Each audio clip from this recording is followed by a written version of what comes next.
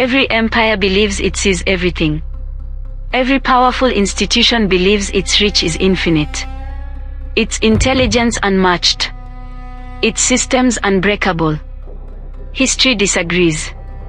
Because history has a habit of hiding its sharpest minds in the places empires refuse to look. Tonight's story begins far from Washington war rooms and intelligence briefings. It begins in Ghana, where a woman sat in silence, watching a world that never imagined she was watching back. No sirens. No headlines yet. No warning signs. Just a mind moving patiently beneath the radar of power. And by the time the most powerful investigative agency on Earth realized she existed, she was already inside their system. This is not just a story about deception. It is a story about underestimation. And the cost of ignoring a continent full of brilliance. They were watching Moscow. They were watching Beijing. They were watching Silicon Valley. They were not watching Ghana. And that was their first mistake. In a quiet neighborhood thousands of miles from global command centers, a woman studied patterns the way a mathematician studies equations. She wasn't armed with weapons or political influence. She was armed with understanding. She understood something power often forgets. The larger a system becomes, the more it depends on assumptions. And assumptions are doors.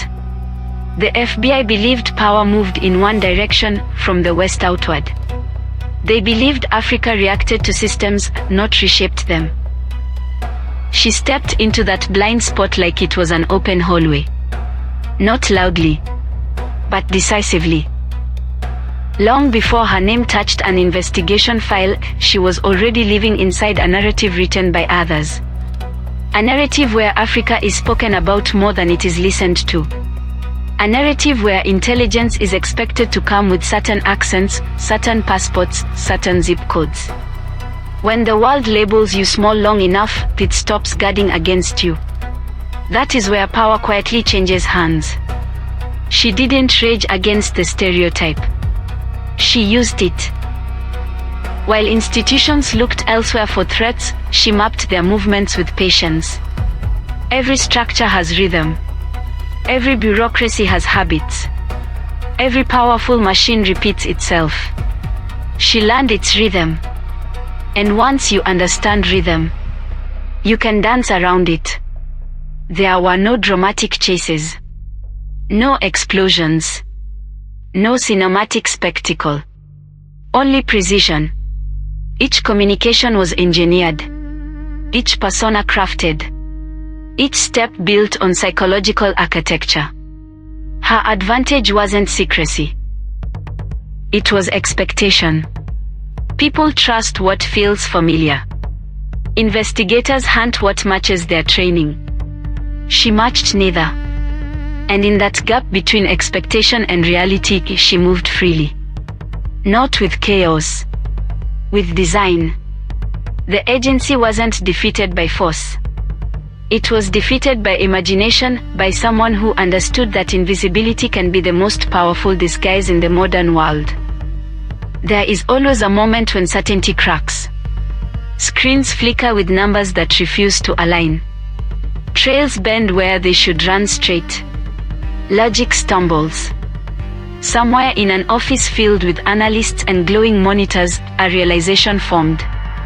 They weren't chasing a glitch. They were chasing a mind. And that mind had already predicted their moves. Cities were investigated. Accounts dissected. Digital footprints followed into dead ends. Because the architect was never where the map insisted she should be. She was beyond their imagination. And systems rarely defend against what they cannot imagine. Headlines simplify stories because complexity is uncomfortable. They shrink brilliance into scandal. They compress intelligence into stereotype. But the deeper question lingers.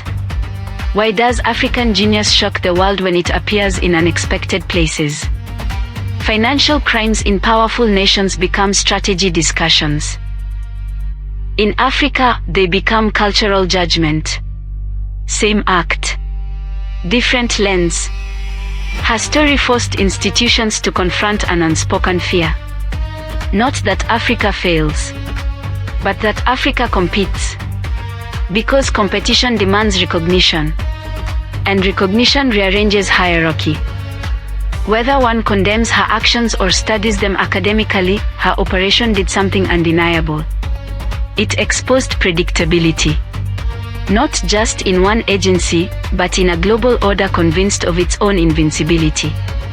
She held up a mirror. And in that mirror, power saw its blind side.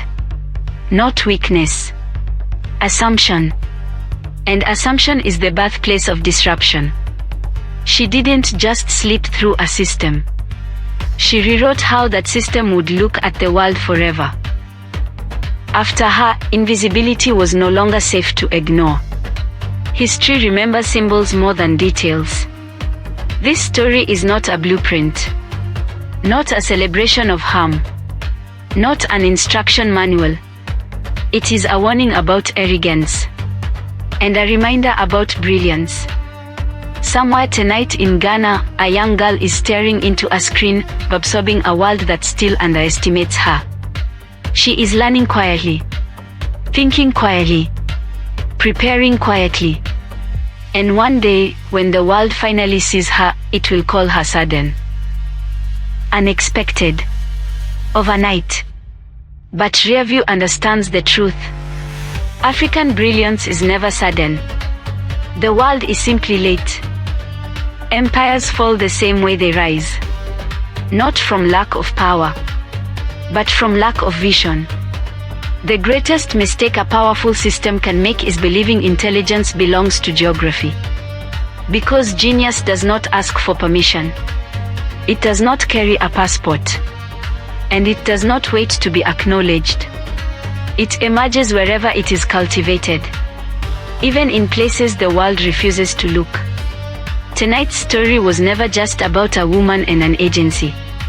It was about a blind spot. And the moment that blind spot blinked back. History is full of minds that changed the balance of power quietly. Before the world learned their names. The question is not whether brilliance exists in overlooked places. The question is how long the world can afford to keep overlooking it. This is RearView. And some stories don't just revisit the past. They warn the future.